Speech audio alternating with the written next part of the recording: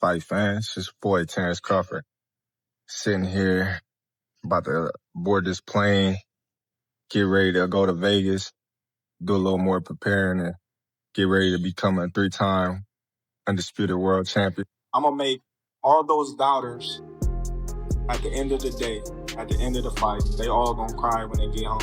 You know, and I meant that. Terence Crawford shared a final message with friends before leaving for Las Vegas. This shows that one of the most awaited boxing events is almost here. Hey, shout out to Turkey Island Sheik, Riyadh season. Hey, my family, I appreciate everything that y'all do for me. See y'all fans in Vegas September 13th. Let's get it. Everybody's talking about the size, you know, me being a smaller fighter, but if you look on the stage, I've been sparring these big dudes my whole career. Like, how I'm gonna take the punch? They punch me every time we spar.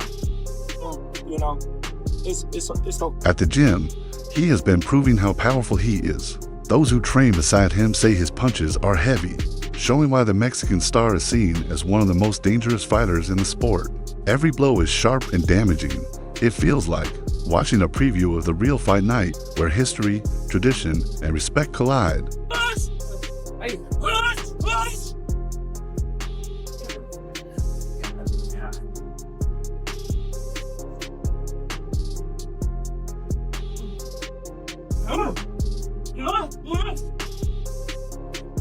At the same moment, Terence Crawford's fans remain positive and certain of success. His coach, Brian Bullitt McIntyre, dismissed Canelo's training plans. Still, he made it clear that his fighter would walk away the winner once they meet in Las Vegas. Once we get in the ring and they see something different, like each and every time, it's gonna be another excuse. Why, the reason why Terence won, or this and that and this, but I can assure you, I'm gonna be victorious. And after that, we're gonna have another parade. Let's celebrate, right? Crawford has long been known for breaking down opponents, reacting fast, and staying calm in every moment. That made his words very impactful. In his last talk, Crawford, standing next to Bomac, carried himself with full confidence. Once we get in the ring and they see something different, like each and every time, it's gonna be another excuse. Why, the reason why Terence won, and this and that and this, but I can assure you, I'm gonna be victorious. And after that, we're gonna have another parade. Let's celebrate, right? Robert Garcia was among the first to share an opinion. He admired the skills of both men, but believed Canelo's power was more dangerous than Crawford's strategy. Garcia explained that Canelo was strong enough to change a fight instantly. Still, he admitted Crawford's courage and style could bring him victory. It's the best fight in boxing, bar none. You know, we've got two of the best fighters in the world, and Terence Crawford trying to do what no other's done before, a four division world champion, and, you know, jumping up from light middleweight now to super middle, trying to achieve the unachievable against Canelo Alvarez, who is pound for pound. Can he do it? I think he can. I think that this guy creates. Spencer Oliver cautioned that Canelo Alvarez was about to face the toughest test of his career. It was clear that Crawford wasn't just stepping in for another fight. He was taking on a huge challenge with great risk and reward, seeking lasting glory. Oliver explained that this kind of test decides whether a fighter becomes legendary or falls short under pressure.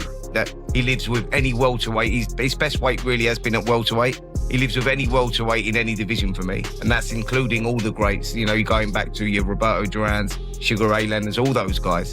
I think that he is that good, and we find out in September. It's going to be a fantastic. Oliver had no doubts about Crawford's skills as a middleweight.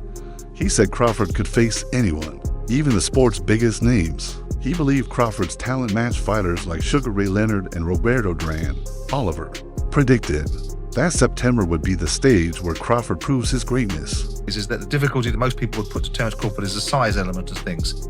But I think if he's going to fight Alvarez, it's the right time to fight him now, because we're seeing elements of decline in Alvarez. Okay, the dance partners has been forced to fight against William Skell, didn't come to fight. Jordan pointed out that Crawford's size could play a major role, but he felt this was the right time for him to fight Alvarez. Since the Mexican had declined in recent bouts, the weight gap was still a key factor, and he noted that Canelo's last fight with William Scope didn't provide much of a test.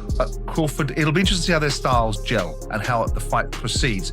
But having watched Crawford like you have done, from the moment he landed on his shores to deal with Ricky Burns all those years ago, to the manner in which he dismantled Errol Spence and stepping up the weight classes, I'm in Spencer's camp. We're both in the same position, aligned, foolishly together perhaps, in the belief that Crawford will beat Alvarez. And I'd like to see... Reflecting further, Jordan looked at Crawford's past and how the clash might unfold. He praised Crawford for stunning British fans by beating Ricky Burns, and for dismantling Errol Spence in a career-defining win.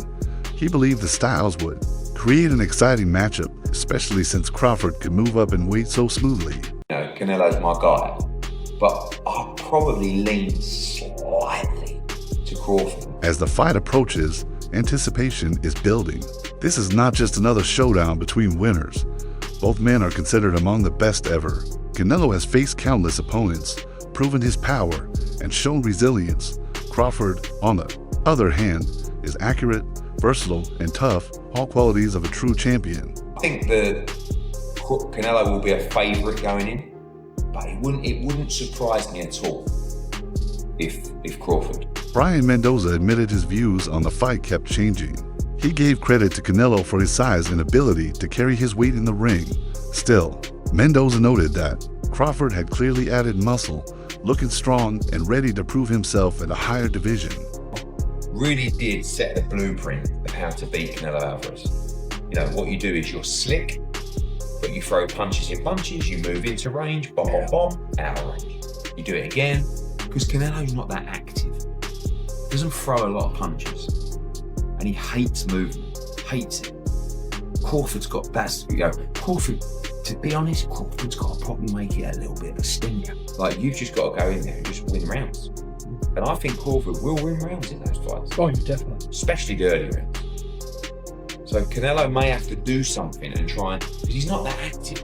I don't think he really wants to work. Eddie Hearn also shifted his opinion on the matchup. With his long history of organizing major fights, he once leaned toward Canelo because of size and his record at higher weights. But now, Hearn believes Crawford's timing, accuracy, and speed could be the deciding factors. Crawford will try to keep on the distance Canelo, and he will try to use his long distance and moving. But what will happen, only God knows. Do you Could feel he keep him full distance on the distance? Does it make sense? Yeah, it does. To keep the distance. Yeah, all fight. Hearn noticed that Crawford had been beating top fighters with ease for years. He said this fight could be closer than many expect, though he still respected Canelo's power and skill. His change of stance showed just how unusual and significant this contest is for boxing. Will he... but also, just to keep Canelo on the distance, it's not just enough. He has good defense. His body movements, it's great. You know, to reach his head, you need to throw not only 1-2 punches. You need to throw 5-7 punches, and one punch you will score. Yeah, does it make sense? Yes, yeah. You will miss like five punches, but one of them 6 punch will. When Canelo was at a low point, Dmitry Bivol defeated him.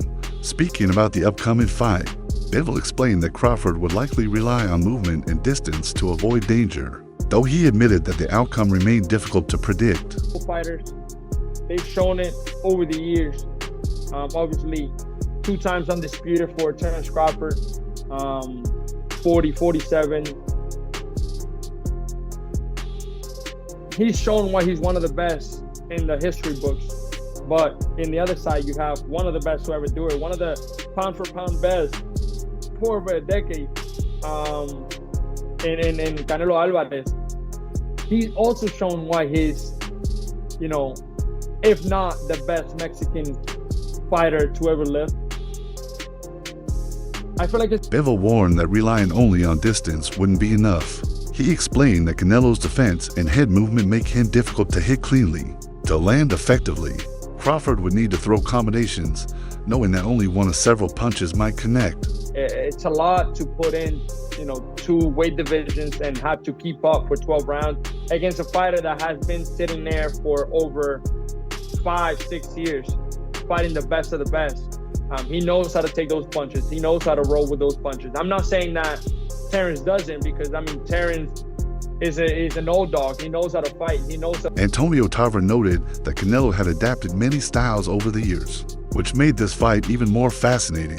He said one of Canelo's biggest strengths is staying calm under pressure. He warned that Crawford may not be able to show him anything new, as Canelo has already faced nearly every style in boxing. Crazy is, I'm a big Crawford fan as well. Like, every time he sees me and my brothers and my dad at fight, he comes out of his way, shakes our hand. It's all respect. But I just feel the weight's a little too much, Marcos. I feel going up 2 weight classes, really like 3. And early, I feel Terence will have great. This fight carried huge meaning for both champions as they stood at the top of the sport. Crawford's 2-time undisputed status placed him among the best in history.